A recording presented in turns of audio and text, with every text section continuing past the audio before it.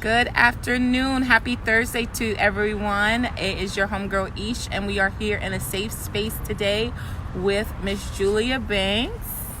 Hi, Miss Hello, Julia. hello. And I'm going to have my awesome camera girl helping me today, Jacelyn. Hi, Pumpkin Pie.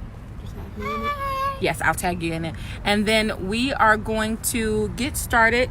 Today we are going to talk about soul wounds and how we begin to heal them and move past them. We want to be able to recognize our soul wounds, and then we want to be able to see if we are willing to go through them and face them. Hi, Don. How are you? If we are willing to go through them and face them, how we can begin to heal them. So thank you everybody that's tuning in. Hi, Miss Chanel. Thank you so much. I really appreciate it. And we are going to get started. Right now, I'm going to hand the camera over to my favorite homegirl, which is Jacelyn. And she is going to help us out this afternoon. Everybody stay tuned. We're about to get going. Now, baby. Now you turn it over. Got it? You see us? Can you see us? Just rotate your phone. There we go. Can you see us? Yep. Okay. I can only see. Okay. Okay, so stand up. There you go. Sorry, everybody, for the technical difficulties. It's our first day on the job. I'm still going to pay her, though. Thanks, Ma. Turn it this way. Turn it straight. Got it? Better? Better. Okay. All right, perfect. All right. So, everyone, this afternoon, we are going to be talking about soul wounds. Can you tell me, Miss Julia, what exactly is a soul wound? A soul wound is an emotional hurt, an emotional pain that has not been resolved. Okay. And it affects us in the area of our soul because the soul is the seat of our emotions. So that's where our thoughts, our will, our intellect, all of that come from our soul. Right. And so when you have an emotional hurt or something that has hurt you emotionally and you don't deal with it, you don't heal it, then what happens is it just sit and fester in our soul. Okay.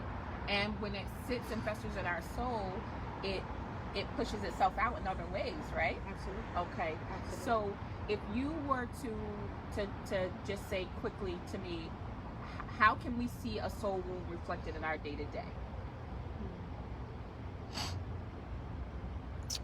We would see it in our behaviors, in our thoughts, and most of the time, someone else would be able to identify what's happening before we would. Yeah.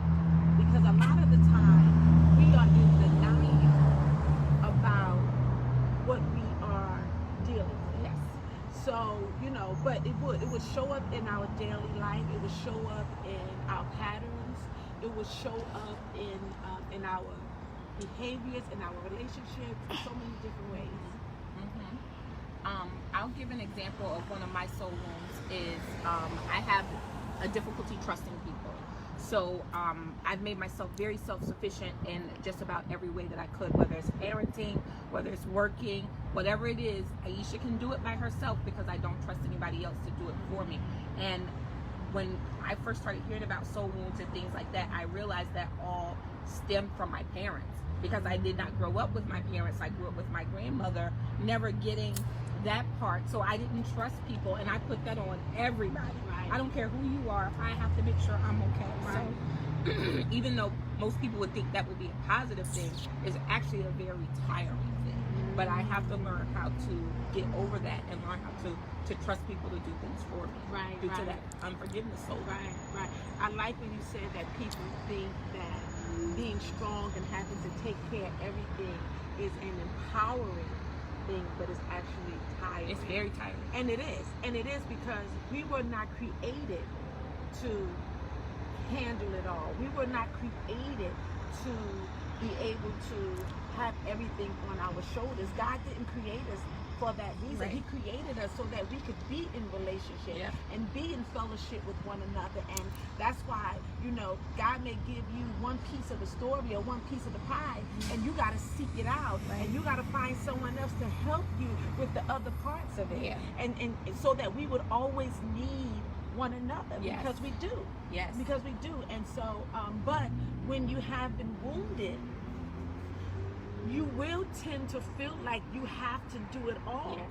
And if you have a childhood wound, you know, or a childhood trauma, that does make you feel like, you know what, you have to do it. Because if your situation was that your parents were not dependable, they were not there, it sounded like you dealt with some neglect. So life taught you that you could only depend on you. Right. And if you needed something to get done, you would have to do it yourself. Right. But that really kept other people that could support from being able to come in. But you didn't know that there were people that would and wanted to or even could, Right. because your own parents were not there. Yeah. So in your mind, if they can't do it, then I can't depend on anyone. Yeah. So you went through life feeling like you just had to do it alone. And that had to be tiring. Yeah. Because we were not created that way. Right. I'll say one of the funny ways that it comes out, and people are always like, Aisha, you're always doing something, because I plan a lot. So planning for me, and this is just coming to me right now, planning for me is to ensure that I am dependable. So it's one of those things, because if I don't plan it out, then the day will come and I can't do it, and then I'm no longer trustworthy. Right. So, Right. you know, this is just coming to me. No, sitting I right get here. that. Like, oh my I get God. that totally makes sense though. So what you did was you developed a way that you would always show up. Right. That you would always be dependable, because you were never going to be like your parents were at one point in Right. time, where you could not depend on them. Right. I wasn't going to do that to anyone. So I was going to make sure that I was going to show up even at the expense of myself. Right. I was going to show up. Right. And so what needed to happen was that wound in you needed to be healed, because you couldn't identify that you showing up and you being there for everyone was because of the wound. Yeah. Wow. Was because Wow. of the wound. And it doesn't mean that you didn't want to be there, but there was times when you should not have been. Right. I know There that. was times when you should have been, when you should have been focusing on doing something else Yeah. for you. But instead, you needed to be there because you know what it was like to be dropped. Yes. And you didn't want to drop someone else. Right. And there's nothing wrong with having that mindset, but what makes it unhealthy is when it's coming from an unhealed place, and when you put yourself at risk just so you could be there for someone else.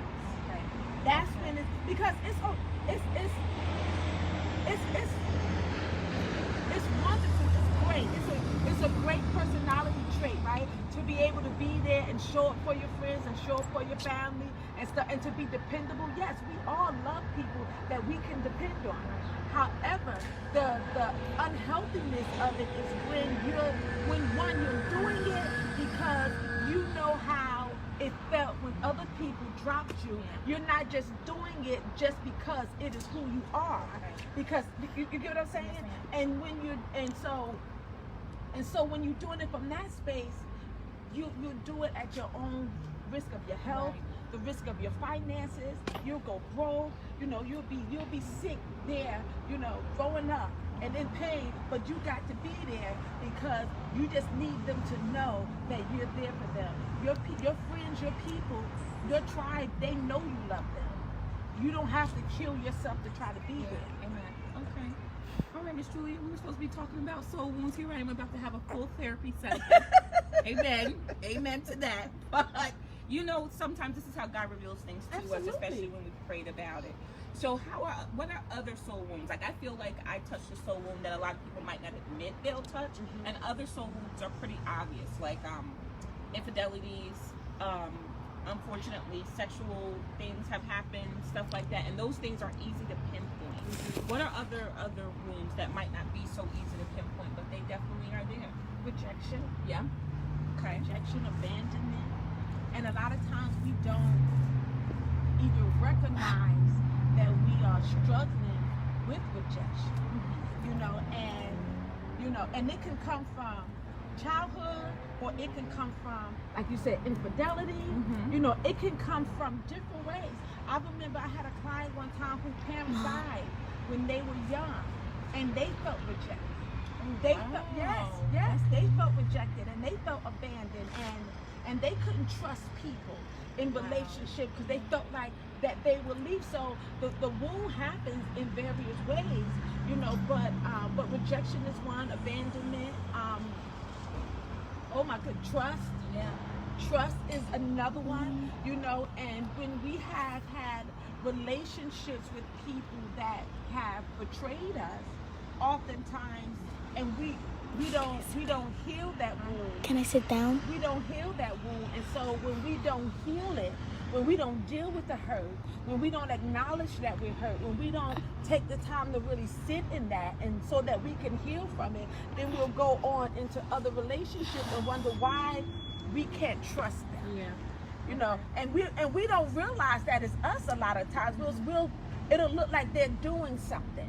And whatever they're doing will remind us of what happened in that other situation. And it's like, okay, I don't know what it is, but I just can't trust them. Oh my goodness, I used to say that so many times.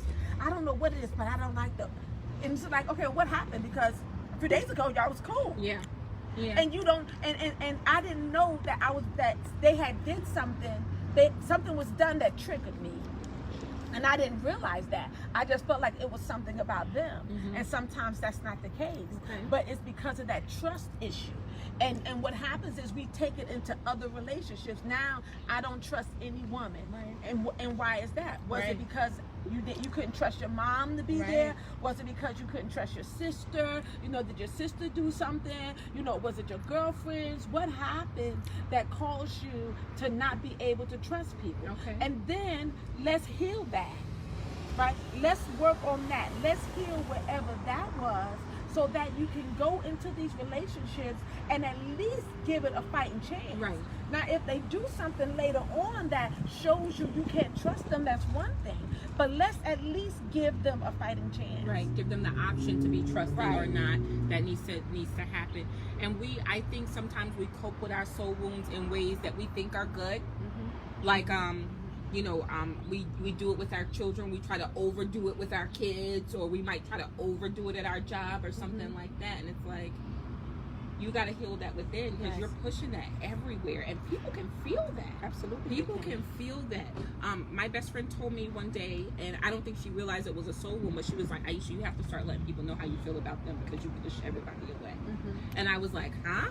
And I didn't realize it was because I just didn't trust people to stick around. So she was like, let them know how you feel. So I was like, okay. And I did, and it ended up being okay. But I was so scared that something crazy would happen. Absolutely. So, and that happens also because a lot of times we don't understand that we have a voice, and depending on what we've experienced in our life, if you were a child and you weren't allowed to speak up, and so often we don't realize that when we hush our children up, and stop them from speaking, because a child is supposed to stay in a child's place.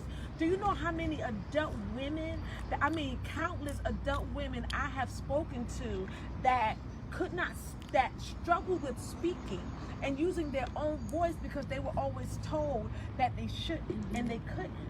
And so now they're adults and they're struggling to figure out how to use their voice because they weren't allowed to. So even as children, we have to allow our children to speak up, encourage them to speak up, create an atmosphere so that they can speak up, so that they'll know that they have a voice and they have a right to speak up, and then teach them, show them how to use their voice, how to do it in a way that is respectful, so that, because a lot of times when we say that to children, sometimes it's because we feel like they're being disrespectful. Then if that's the case, then say it Teach them how to say what it is that they need to say in a Right. respectful manner. Right. You know, and so that when they become adults, they're able to go into that meeting, right, and be confident that they know what it is that they need to know and know how to open up their mouth and speak, so that when they're in those relationships, they know how to ask for what it is that they want or say when it's not working for them, Right. and not be afraid.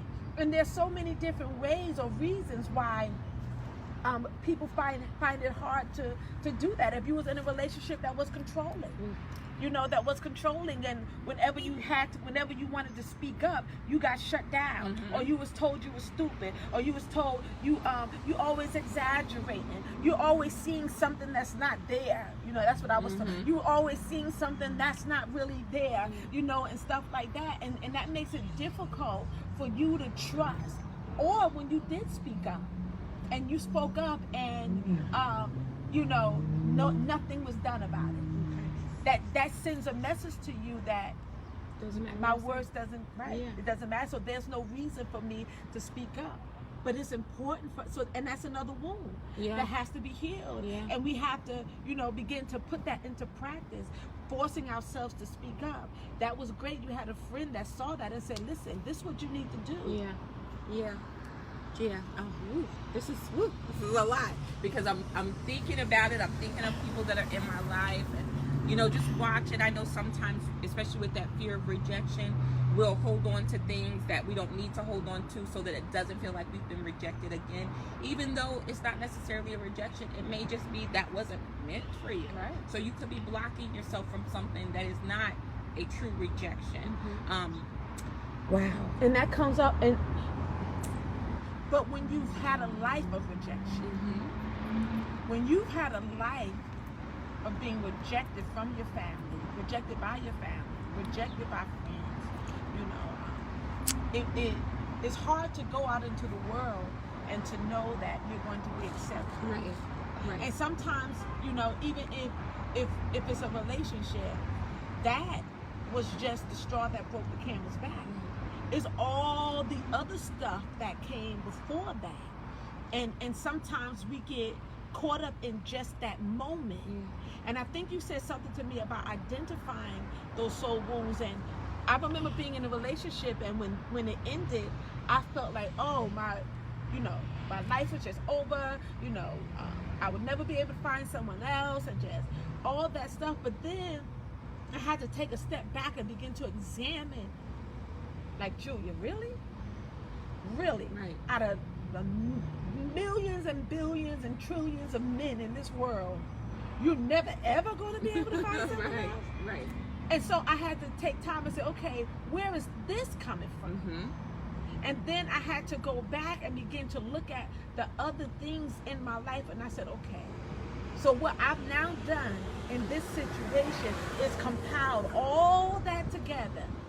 And so I said, no, Julia, that's not true. And then I had to begin to heal. But that situation forced me to look at the other areas of my life that I needed to deal with. And that's a great point when you said the rejection may not really be rejection. See, I needed that to happen. Because had that not happened, I would not have been able to identify that other hurt that I was holding on to, that was just sitting there, that I needed to deal with that.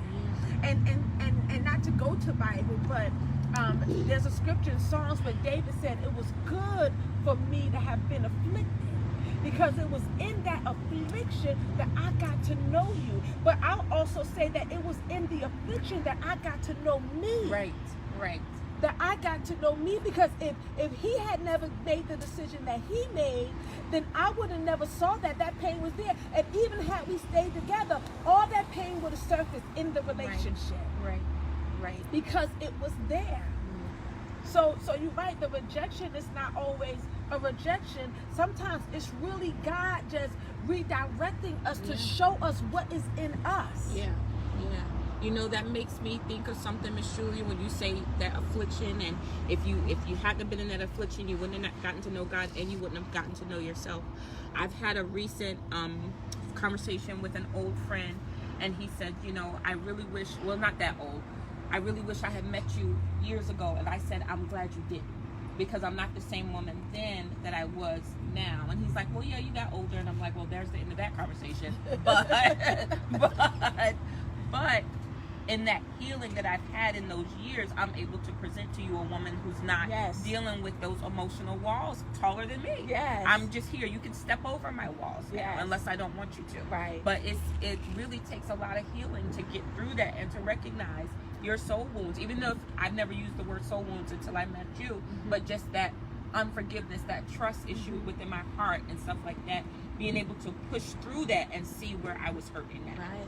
See, and as you begin to go through those, you begin to see where you want to begin to work. Like for me, I want to reconcile with my family.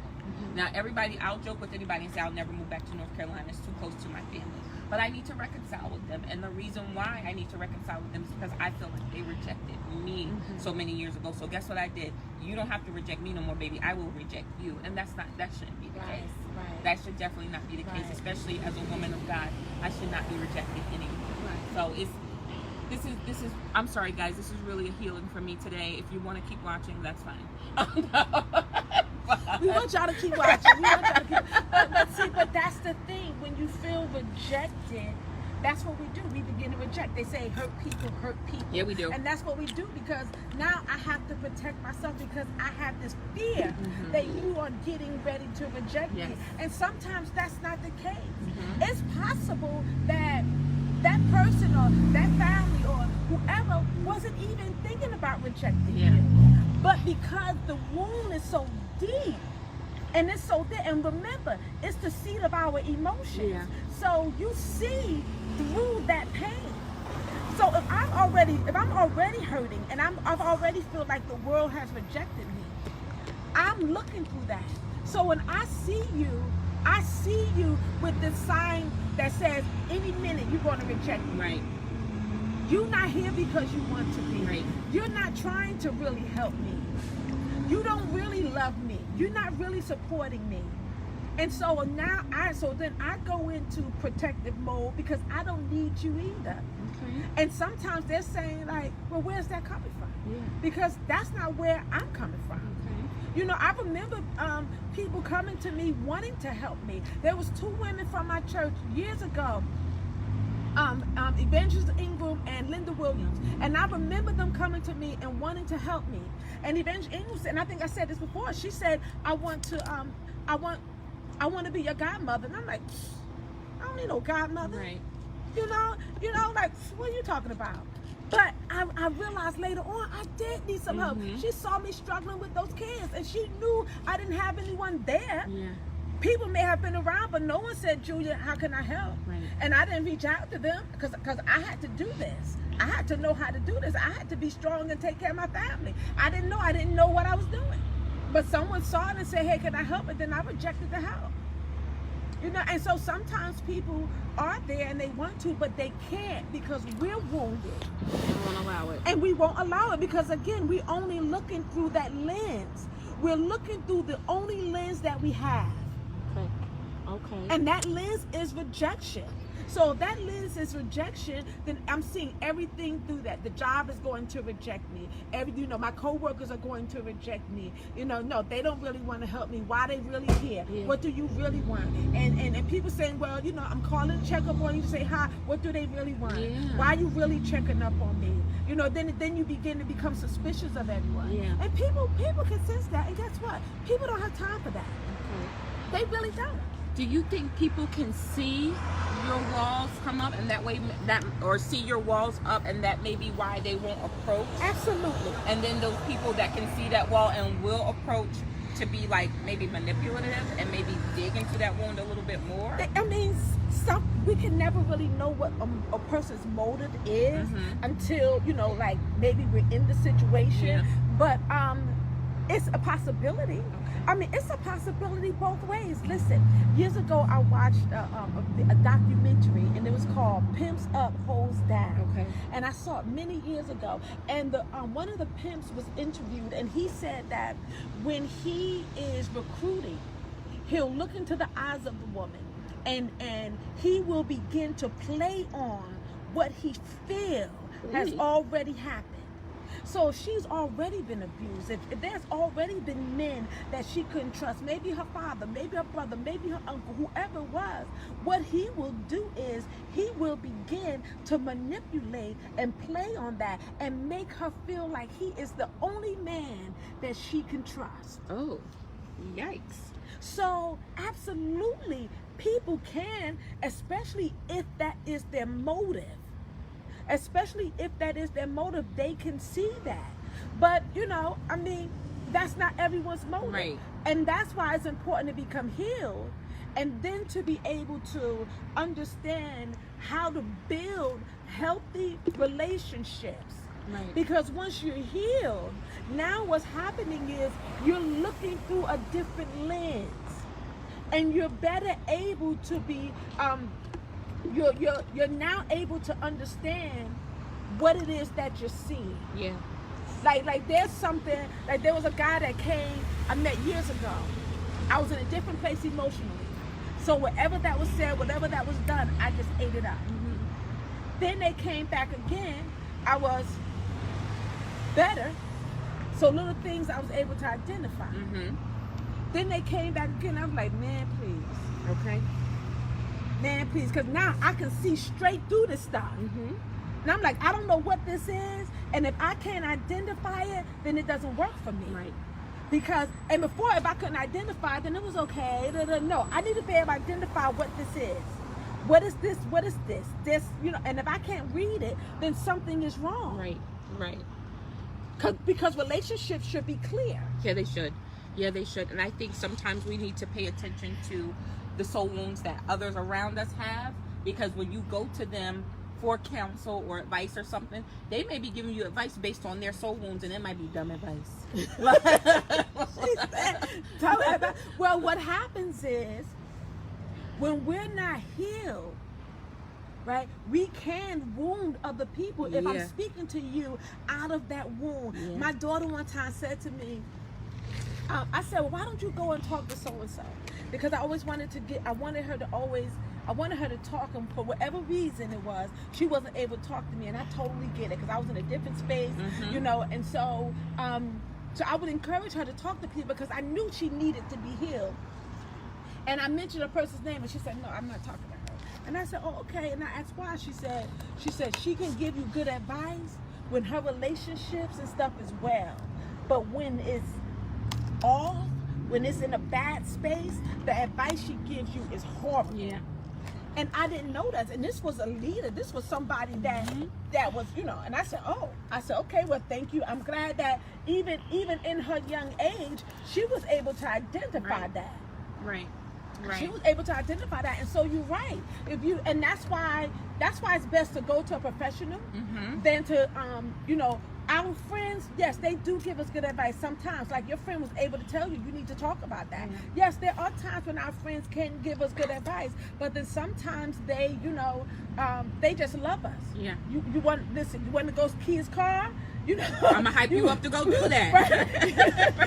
You know what I mean? You want to go take it down? Right. You know, right. let's ride over there. Right. You know, or encourage you to do something that you know that really isn't healthy, it's not isn't smart. good, Yeah. right? You know, and so that's why it's best to seek out people that you know is going to give you wise counsel. Yes.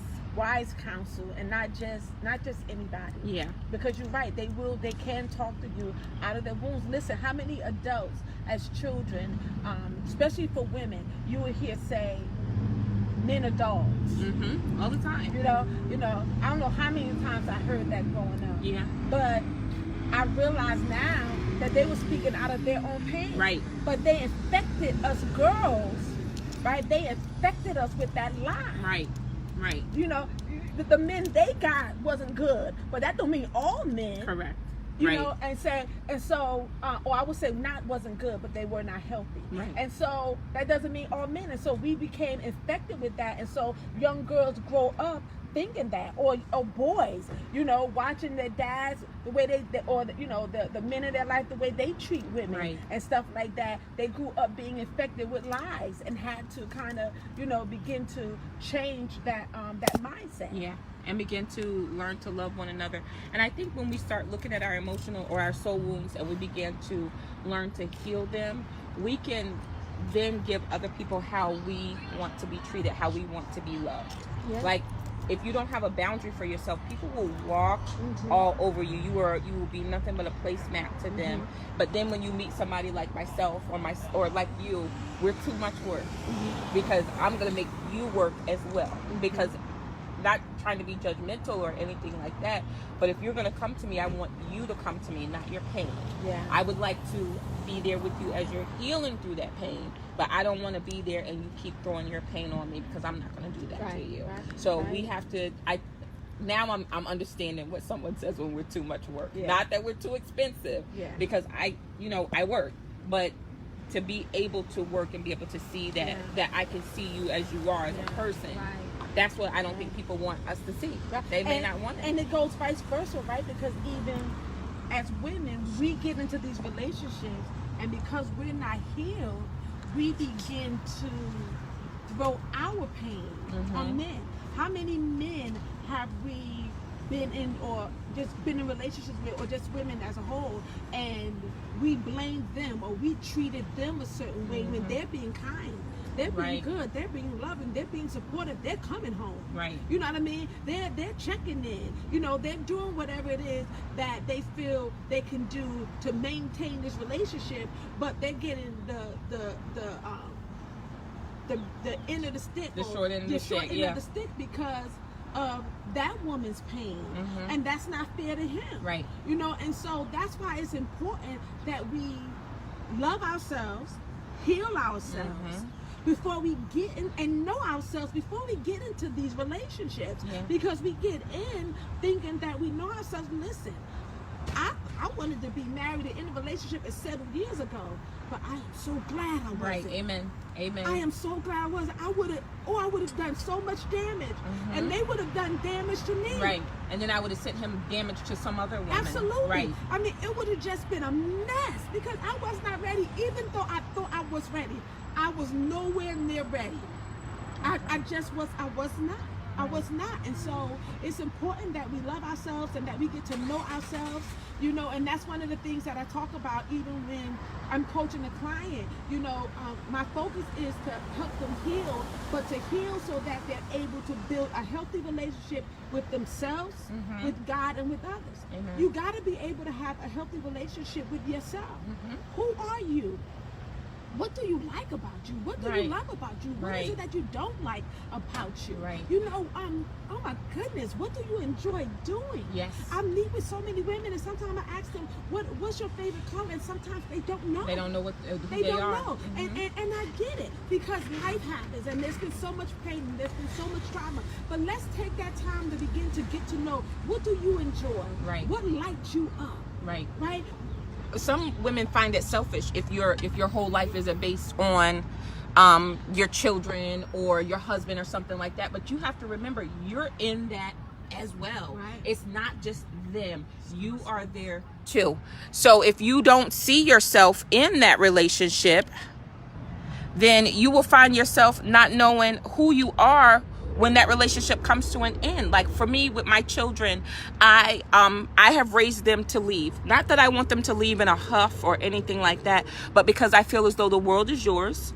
As I was growing up as a young woman with my grandparents, we traveled a lot by car. My grandfather was a truck driver, so we used to be in South Carolina, New York. We'd be wherever we was gonna be. So in my mind, seeing the country and stuff like that is normal. Some others, they don't want to do anything, and everything they do is based on just their children. They don't want to do anything outside of anything that will take focus away from their kids.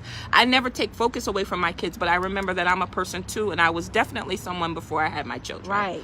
So I try to still stay her and take care of the kids too, because if not, when they leave, what am I going to do? Right, right. Because a lot of times what happens is we wrap ourselves up in them, because we don't, like when I had my children, I was very young. I got pregnant at 16, I had my son at 17, and then 2 years later I had my daughter. I was 19 years old when I had her. So a lot of times, and because I was already wounded, I was already wounded. I was already in so much pain, not unidentified pain, because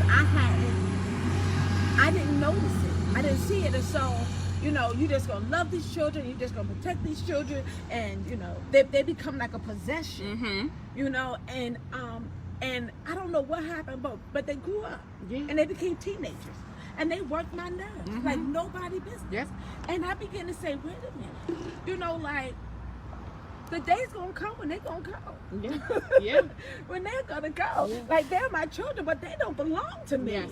Like God loaned them to me, and so remember when I said last time that it was when they moved away that I began to come to myself. Yeah. And God was able to bring up all that pain and stuff that was in there. But yeah, we want our children to grow up, and we want them to be successful, and we want them to go out and enjoy life and live. And it's our responsibility as parents to give them the tools. Yes. But if we're not healed, then we can't give them the tools. Right. Because no matter how much we're saying, I want my children to have good self-esteem, and I want them to be healthy and all of that, are we creating that for ourselves? And are we creating an environment where they can have that? I've talked to men that when because their mom was in domestic violence relationships, that they grew up resenting women and looking at women as if they were weak because of what they saw in their mom. Right. Now, their mom wanted them to grow up and be strong men and men that loved and respect women. But because of what she had endured and was living in, she wasn't able to create an environment so that they could grow up and become that. Yeah. Like I wanted that for my children, but my unhealthiness didn't allow me to create that for them. And so we do this in so many different ways. I could say I want my daughter to have a healthy relationship and have a man that love her and respect her, but then I get that in a man. Am I showing her the type of man that would do that? So I settled for Joe Blow. And now I'm saying to her, this is what I want her to have. Just so you can have a man in the house. Absolutely, but I didn't show her that. And so those are things that, we want that for our children, but we have to be whole enough to be able to show them what that looks like. Yeah, wow. Because they do what they see. What does my pastor say? He said, kids do what did he say? Kids are taught, but they usually do what they caught. Yes. So, I love it. I can teach you the ABCs all day, but if I'm teaching them to you, if you're catching me singing them in Spanish, you're probably going to go to school and sing them in Spanish. Because that's how you watch. Right. So, right. Wow. Okay. Right. You want your children to read? You read. Right. You read. Let them watch you read. Because as they watching you read, they're going to pick up that book and they're going to be getting it. Right. But don't you not be a reader and then you want to say to them, you need to be reading. A book. Right. Well, you get a book and read. Right. While I'm watching The Real Housewives of Atlanta. Yeah. Okay. I got you. Or whatever you watching. Yes. And you're absolutely correct about that. Wow. So let me, I'm going to start getting us finished up here. Okay. Other than once we recognize that we have a soul wound and we say, okay, I am tired of dealing with this because I see how it affects my relationships. I see how it affects my day-to-day. Where do we start to heal? I would say right there, where you see the patterns, you see how it's affecting your relationships, then you start right there. You begin to seek out help. You begin to call a counselor, call a coach. You can call me. Call someone that you can connect to that can help you begin to start that process. Because there are, and there's a ton of resources out here. YouTube, Google, but connect to someone that will be safe, that's confidential. Right. And that's one thing. Sometimes you talk to your friends and it's not confidential. You're right. And you don't know how much your friend can handle. Yeah. As much as they love you, you don't know if they can handle that you was in that you struggle with adultery and they're married. You know what I mean? Yeah. You don't know if they can handle that. Oh, You don't know okay. because you go to them and you talk to them about how you know your soul wound, your low self-esteem, your lack of love caused you to be with a married man or to be with a married woman. You go to your friend and you tell them that they're married. You don't know how they're now going to Right. view you. How I'm looking at you. Absolutely. Them. Absolutely. Wow. You don't know. You don't know. And so sometimes we put too much stuff on our friends and expect them to be able to carry that. They may not can carry all of that. Right. And so seek out professionals. Seek out someone that that can help you. But in the meantime, journal what you're feeling. Okay. Journal what you're feeling. Get it out of you. Because I always feel like if I can journal my thoughts and journal the hurt or the pain, whatever it is that I'm feeling in that moment, sometimes that helps me to just get it out of me. Yeah. But definitely seek someone for help. I would say you start with you can journal, prayer. Mm-hmm. Prayer. I'm always an advocate for prayer. But don't just stop there. Because prayer is one part of that, but God has given us people that we could seek out. Yeah. But those are some things you can do. You can journal, you can pray, but definitely seek out someone to talk to. When I first had that experience where I just broke down in my home and because of the weight of feeling like I was all alone when it hit me, mm-hmm. I sought counseling. Okay. I sought counseling. I went to a counselor and I sat and I just began to talk because I realized that there was some pain that I was carrying. Listen, when that pain came up, it brought me to a place of being suicidal. Yeah. Where I began to think about, I couldn't go on. Right. So I knew I needed to seek out some help fast, and I did. I think one very important thing too when it comes to healing, Miss Julie, is being able to sit in what it is for just a moment mm-hmm. and facing it. Like mm-hmm. I use the word confrontation, and most people think confrontation means you're ready for a fight. Mm-hmm. If you're ready to heal those wounds, yes, Right. be ready for that confrontation. Right. I remember dealing with the wound of my parents. I kept putting it off because I said I'm not ready to deal with it. I knew it was going to take some work. I knew it wasn't going to be a day's worth of healing. This was going to be I had to put in some years mm-hmm. to this healing because I had to deal with each parent on their own mm-hmm. plane. I dealt with my mom first, and that was a lot of digging. Then I had to go deal with my dad, and I had to deal with my dad and didn't even realize I needed to deal with my dad. Mm-hmm. So it was a lot. Mm-hmm. So you have to be saying, okay, I'm willing to look at this. I'm willing to confront it. Now let's put on battle gear and go into the fight with this. Right. Because that's if we give up, if we just allow ourselves to let it take us, we're gone. It's gone because you're dealing with it. It doesn't allow you to sleep. It may allow you to eat too much. It may just it can just take over. Right, absolutely, because that's what it does. It has already caused so much pain, Mm-hmm. so much damage, and a lot of times we don't realize what it has caused because we haven't looked at it. Yeah. We haven't sat down and actually looked at our patterns. And for me, I look at patterns. For whatever reason, I don't know why, but I do. I look at patterns, and as I begin to look at my own patterns, I begin to say, wait a minute, there's a pattern here. This is a cycle. The last time I did this was here, and I did it before then. Okay, what is this about? Mm-hmm. Why am I constantly going in these circles? Yeah. And I had to look at it, and a lot of it was my own dysfunction. Right. And I had to look at it. Mm-hmm. And once I looked at it, I had to deal with it. And I needed to get help because I couldn't deal with it by myself. Right. I couldn't. I remember sitting and talking to a mentor and asking these questions and things like that. I had to do that. And when the stuff come up and you start the work, absolutely it's going to be a fight. Right. It is because part of it is scary. So I have a 90-day program, and in the 90-day program, remember I said I study patterns, and the one thing that I've noticed is that most people, when they come to me, it's around that 4th week mark, where 4th and 5th week, right in between there, where I've noticed that they begin to feel like, I'm not doing this. what's wrong. I'm not going to be able to get through this. I can't. I've noticed that. And I said, okay. And so because I've noticed that, I've had to implement something to where I may amplify what I do Okay.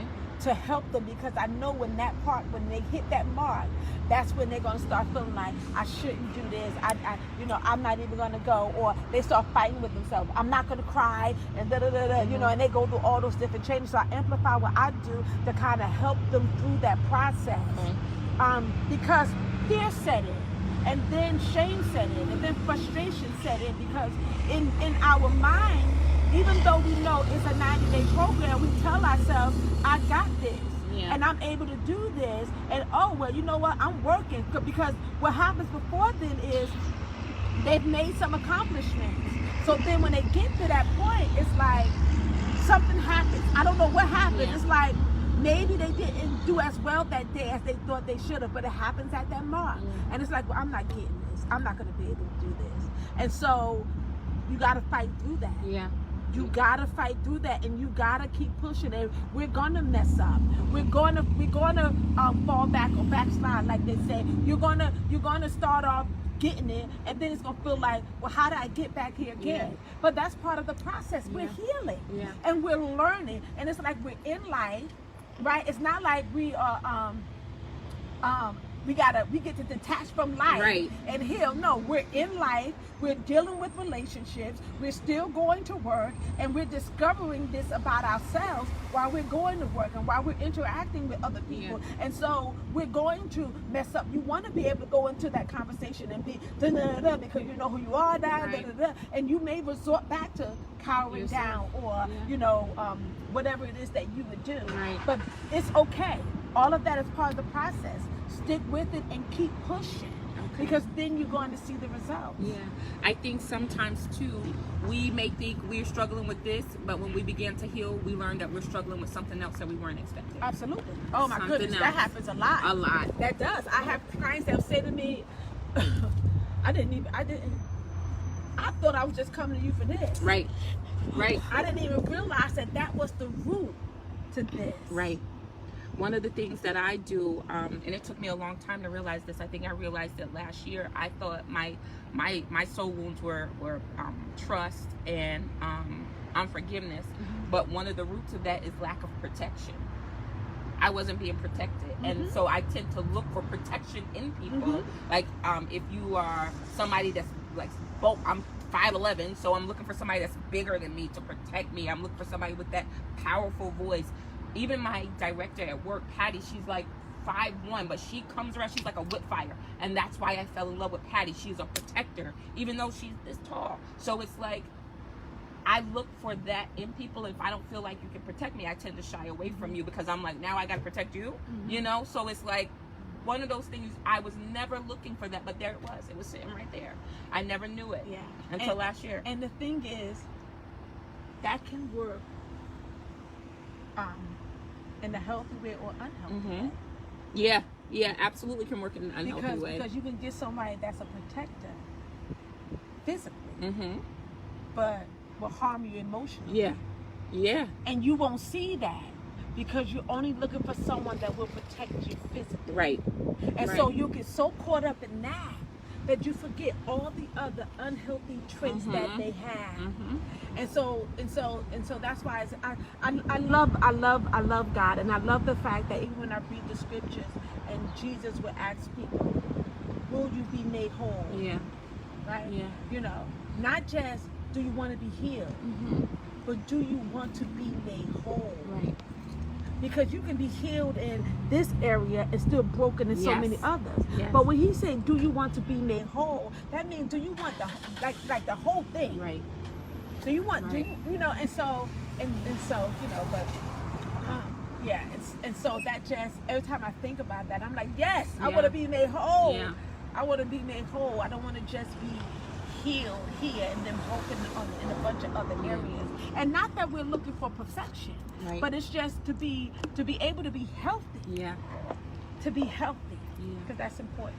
I'm gonna end it up in just a second here. The other day we were in a team meeting, and our director asked us, since you were talking about being home, she's like, what could each of you do to make your job better, to make you the best person you can be?